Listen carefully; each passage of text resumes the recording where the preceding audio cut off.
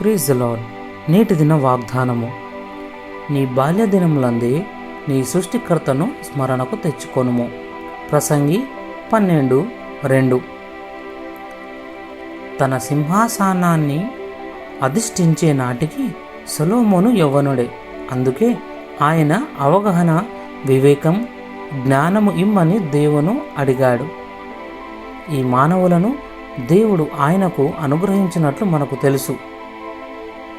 తన యవ్వనుడుగా ఉన్నప్పుడే తన సృష్టికర్తను సేవించడం ఏమిటో సొలొమోనుకు తెలుసు. నీ బాల్య దినములందే నీ సృష్టికర్తను స్మరణ తెచ్చుకొనుమని యవ్వనులకు సూచనంగాను ఉపదేశంగాను ఆయన వ్రాశాడు. దేవుని పిలుపు విన్న సమయంలో సమూయేలు కూడా యవ్వనుడే. తనను దేవుడు రాజుగా అభిషేకించే నాటికి దావీదు కూడా యవ్వనుడే. తనను దేవుడు పిలిచే నాటికి ఇర్మియా కూడా యవ్వనుడే. తన బహిరంగ పరిచర్య ప్రారంభించే నాటికి యేసు కూడా యవ్వనుడే.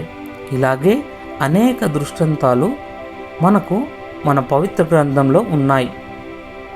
నీకు ముసలితనం రాకమునుపే, అంటే దుర్దినాలు, చేతులు వనకడం, నడుము వంగడం, దంతాలు కోపోవడం, ఇలాంటివి చాలా మనం గమనిస్తుంటాం.